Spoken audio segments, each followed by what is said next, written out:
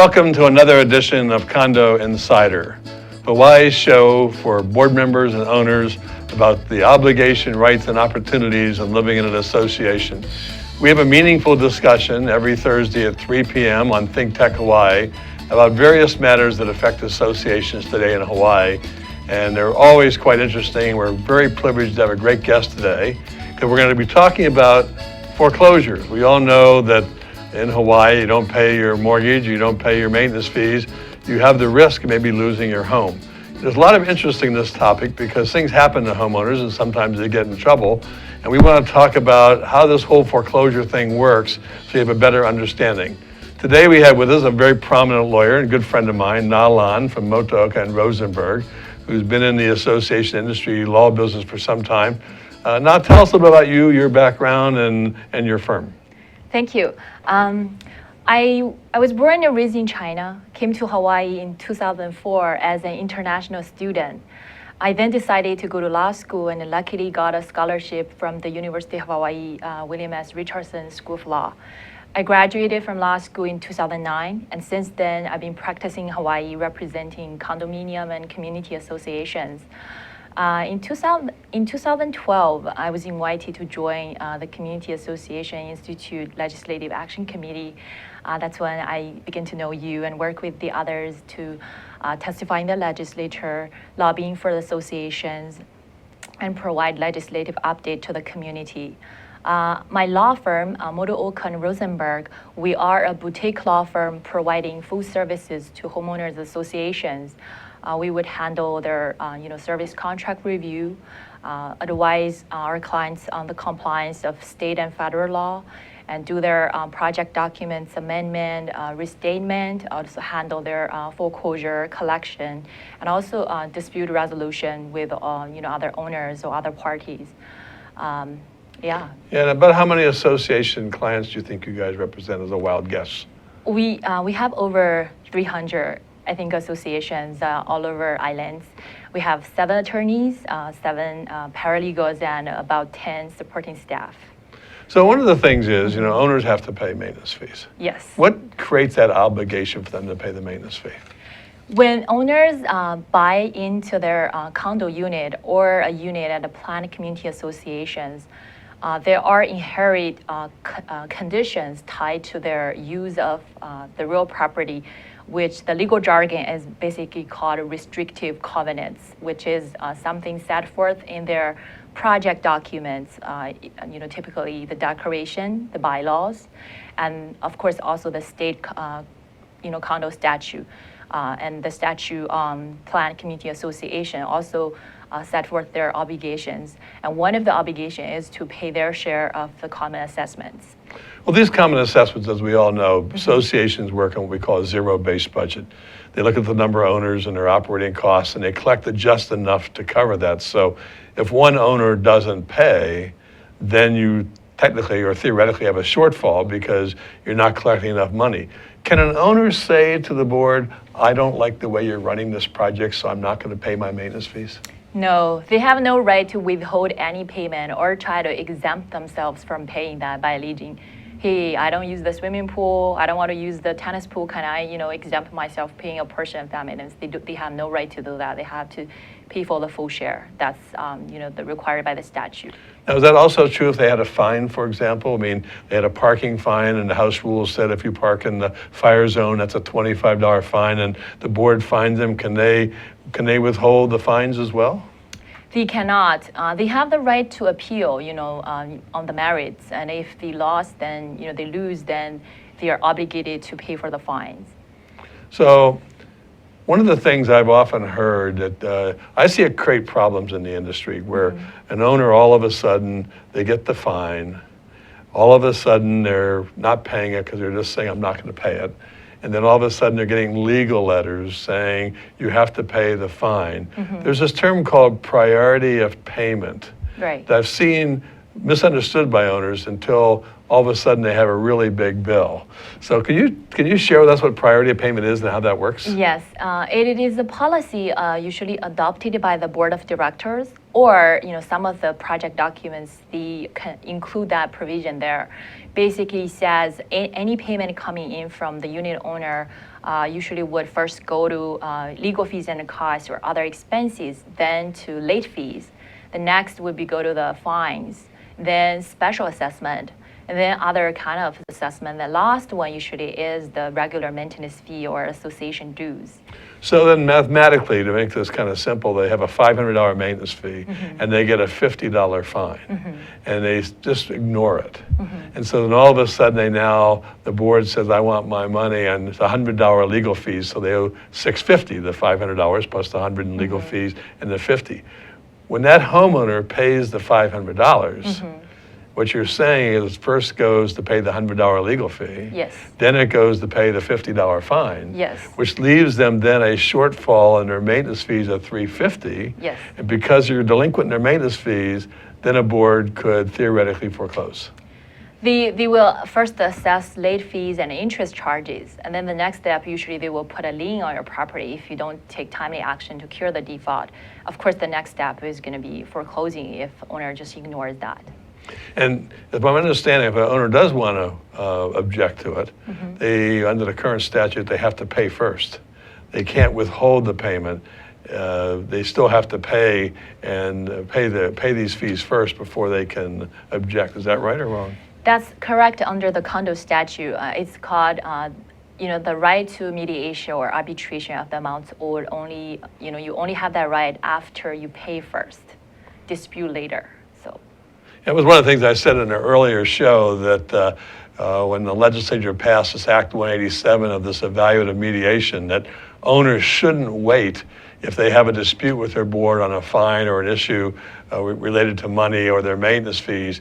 They should pay it because there's going to be particularly harsh penalties and costs if they don't, and then follow the evaluative mediation if they're unable to get the board to agree just voluntarily among a meeting among themselves.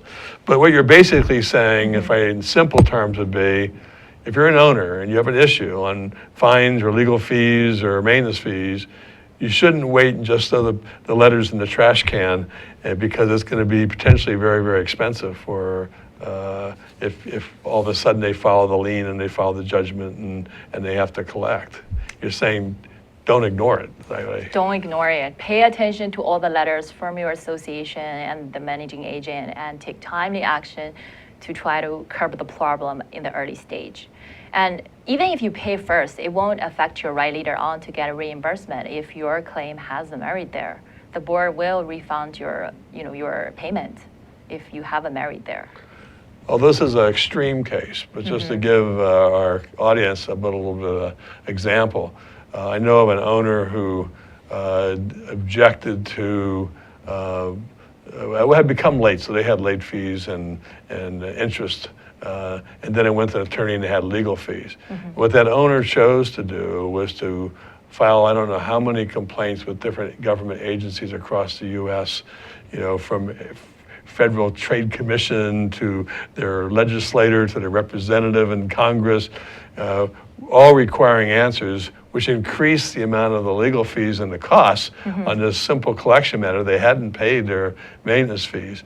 And so that the actual cost at the end of this problem over 24 months was that they filed bankruptcy, they did all sorts of things to delay this. In the end, they had over $20,000 in legal fees and costs that a judge upheld in the bankruptcy court, actually, although there was other issues related to this particular case. It was actually dismissed from bankruptcy ultimately. But I guess it's back to what I'm saying is you don't want to ignore this and think by delaying it, you're going to get out of this without potentially some additional cost. Yep. The other thing I often hear is that there's types of foreclosures. There's a judicial foreclosure and a non-judicial foreclosure. And let's start with the judicial foreclosure first. What is it and how does that kind of work? And I'll probably have some more questions for you. Sure. A judicial foreclosure, basically, the association would go to circuit court, file a lawsuit, and then serve this lawsuit upon, serve the complaint upon all the parties involved, the owners, of course. and then they will try to file a dispositive motion in court to basically have a commissioner appointed to take possession of this unit.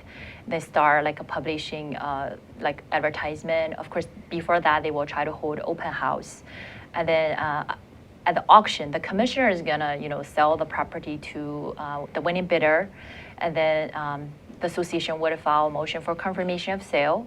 The bid could be reopened at the court hearing. And after a final order is entered confirming the sale, the commissioner will have the authority to convey the property to the winning bidder. And the conveyance document will be recorded in land court or the regular system of the Bureau of Conveyance. That's how usually the judicial system works. And the association can also file post motions to get deficiency judgment entered against the prior owners. Do you see that associations or lenders use judicial foreclosures more often today? No. Nowadays, the associations usually use the non-judicial foreclosure route because it's faster and it's cheaper and it's very efficient. Because the lender, how long would it take a lender typically? I know there's all sorts of things that can happen, death, bankruptcy, whatever, but typically how long would a regular judicial foreclosure by a lender take?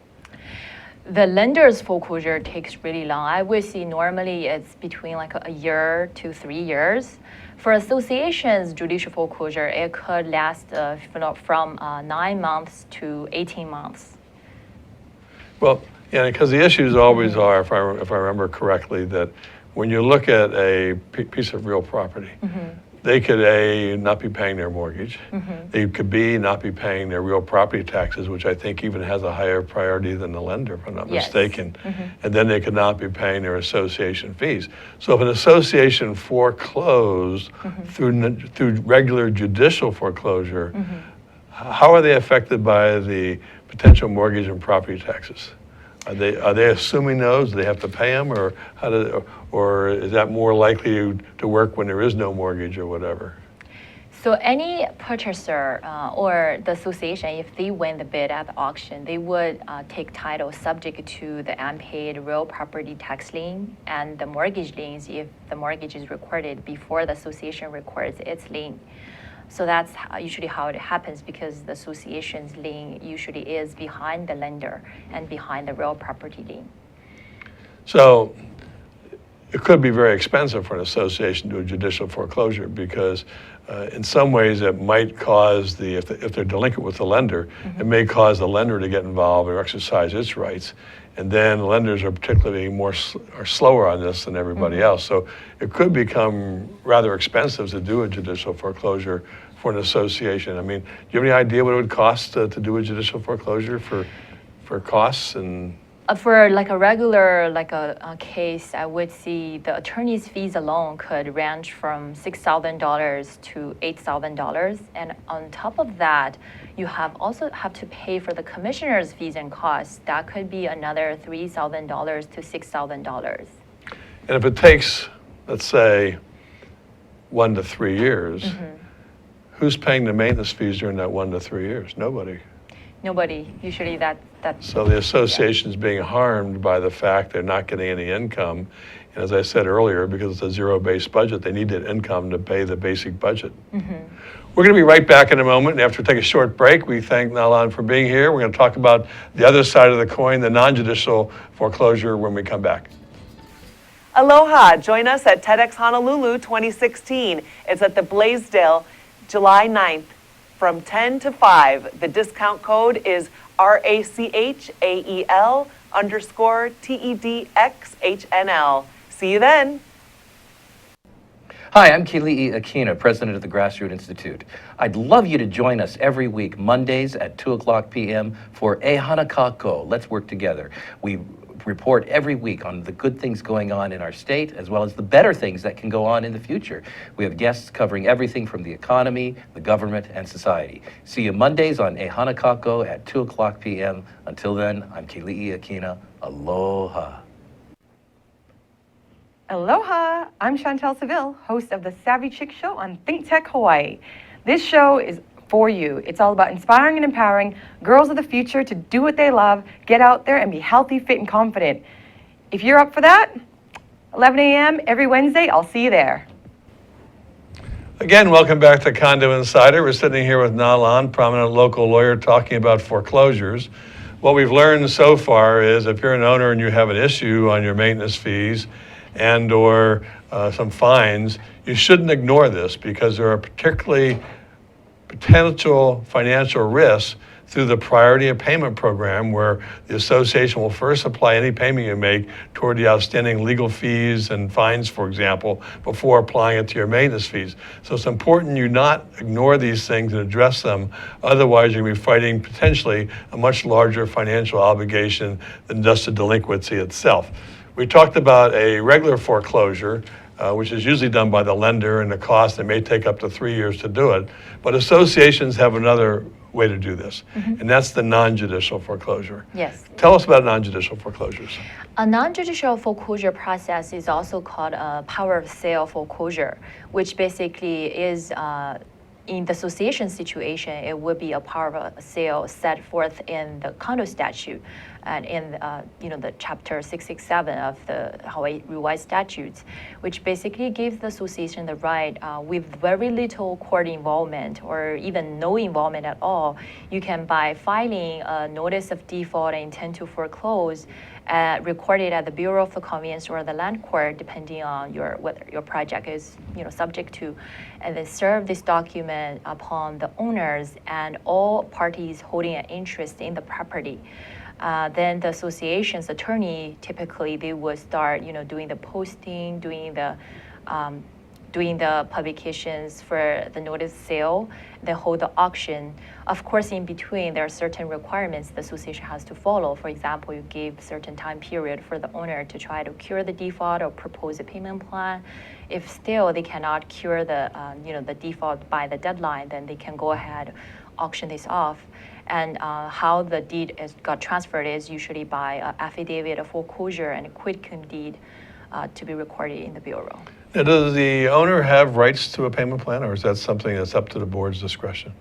The statute actually requires that if within 30 days upon service of the notice of foreclosure, the owner can propose a reasonable payment plan. A reasonable payment plan is considered as a plan that would cure the default within a year, 12 months.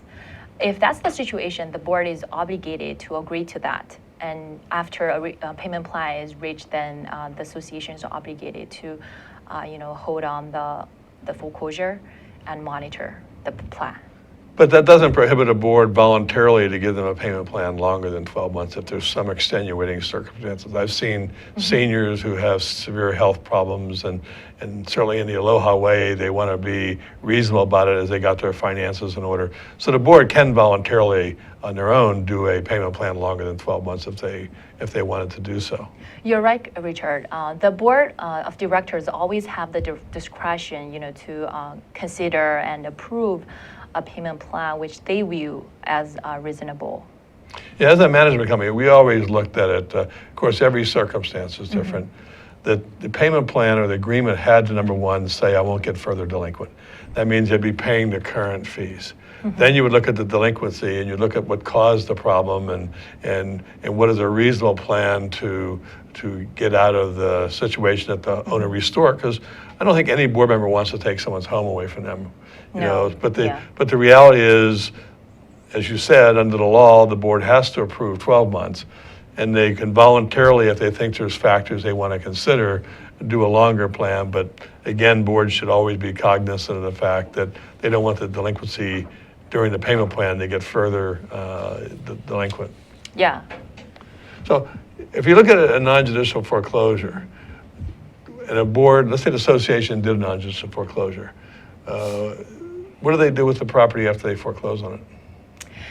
Usually, if there's no third-party bidder who's interested in, there are professional, we call vulture investors. If there's ever equity in the property, they will come up, buy the property. Usually, that would pay off the association's debt owed. If no, then probably the property is underwater. The association will credit bid becomes the title holder. What happens is the association will try to get possession and then start renting it out.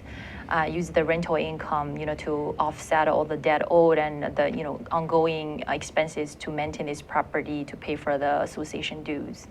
So the strategy would be they do a non-judicial foreclosure because it's faster. Yes. They get possession. They don't pay the mortgage, or they don't pay the property taxes. They wait for the lender to do its own foreclosure theoretically. Yes. And they rent it out, which means that in today's rental market, they're probably covering the current maintenance fees and probably covering some of the delinquency during that rental period. Is that kind of what the strategy is? Yes. For the associations? Yes, especially if you have difficulty serving all the parties, that's something in judicial foreclosure you would have to do it very expensively by service by publication or something. But in non-judicial foreclosure, you have the option if the property is vacant, you can take possession, just rent it out, not become the title holder, but you have the statutory right to collect rent that way. Or you can proceed ahead without court permission on this foreclosure, just foregoing your right to a deficiency judgment. And but then the sale would be subject to a right of redemption, which usually is a year. Yeah. Now you were talking about other bidders coming to the auction, and you described them as a particular, was it a voucher? Yes. Or vulture? Vulture. Vulture. Which is it? Vulture or voucher? It's the animal that's targeted. Oh, the vulture. Yeah. Well, we've seen a few of those out there. There are professionals. They do that. That's what they do. Yeah. Well, I've seen it. I've seen Yeah. people. They'll come in and they'll say, "Well, look, I can," because typically associations when they bid, they're never going to bid more than what their delinquency is. So if they're owed $2,000 or $3,000, they might bid up to $3,000 because it's their belief by having possession, the time it takes the lender 1 to 3 years to foreclose, they can rent it out, take the income, so they're not delinquencies no larger at that point in time. And at the same time, recover probably because the rental incomes are high, some of the losses they've already incurred. But once it goes over the amount they're owed, they'll allow this other investor, the vulture investor, to come in and take it, who pays the maintenance fee, because they believe until that lender forecloses, they can make a profit by renting it out, just like the association does. And we've seen that. Yeah.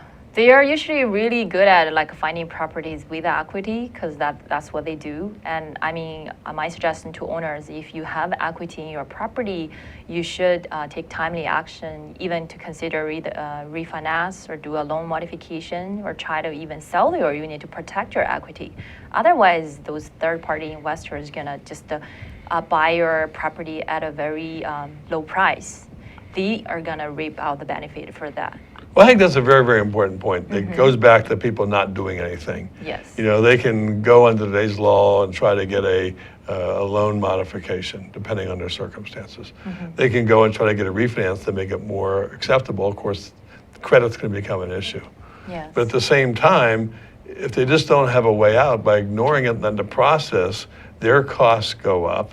Someone else gets the property, and if they have equity, it's lost. So they're probably better off in worst case situations considering putting on the market and selling it Yes. before and letting even their association board know, I have it in the market, I have equity, you'll get paid in full upon sale. So again, the fees don't go up, and entering into some kind of an agreement or whatever to do so. Yeah, usually owners are not sophisticated enough. In that situation, it's really important for them to get educated. I would highly recommend they start to, watching shows like this, Condo Insider. Also, there are state agencies which would help counseling on foreclosure avoidance. They should try to seek help from legal aid or Hawaiian community assets. Those organizations, they do exist there to help you if you're not, have knowledge well enough to do that. Now, from your experience, I know the boards rely on lawyers for the collection action. Do you find boards really understand all this very well, or? We have a different range of, board directors. For very experienced board directors, they do a very good job because they know the system a long time. They work with lawyers all the time, so they know the process well. There are also new directors who just came on board, not quite, understand the process. So they also, need all these great opportunities to learn. I think this program would be perfect for them too. Do these boards typically have kind of a procedure written in place so they know if this happens, they go to B, and if this happens, they do C, or is there, for lack of a better word, collection policies that are in writing, and are there types of collection policies, and do you recommend the boards have these types of documents in place? I highly recommend a collection policy, which usually set forth the collection procedure, setting certain threshold amount that would trigger the next step action instead of, attorney every time have to go back to the board, try to get a decision, if we are like a board voting or board meeting, that could cause delays. With the collection policy in place, it's very streamlined. You will know if a certain, if the debt is over, let's see, $800, it's time for the association to place a lien on the property. If the delinquency is over $2,000, the association knows, you can go ahead, either file a district court action or foreclose by non-judicial foreclosure process. That definitely will make the collection process faster, more efficient, and enhance the chance of collection.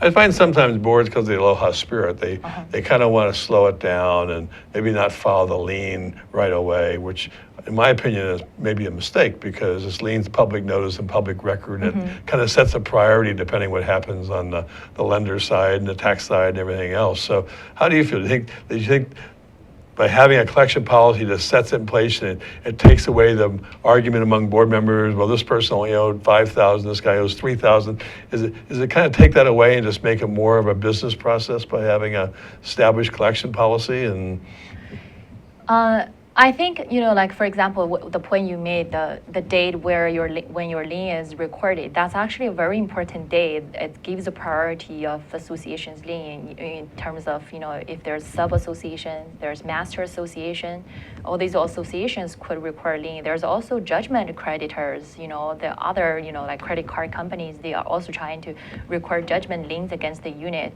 By first putting a lien on the property, you pretty much, protect your association, especially for planned community associations, because there's no statute, talking about in which place your lien is put. Everything follows that priority date when the lien was recorded, so it's very important.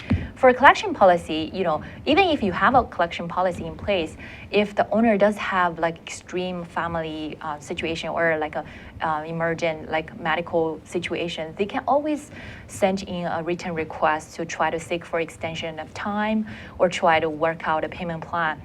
The board has the authority at that time to intervene, to make a decision, to grant a special exception there. And as attorneys, they are under the ethical duty when such requests come in from the owners. They have the obligation to pass it on to the board for the client to make the decision. Well, we're out of time for today, but we are going to say that the one thing we heard is do not ignore this. Take action as an owner and as a board member to protect the association, as you an owner to protect any equity or rights you have in the property. We want to thank Nalan for being here today and sharing this with you. We again invite you every Thursday at 3 o'clock to watch Condo Insider on Think Tech Hawaii. Aloha. Thank you for having me.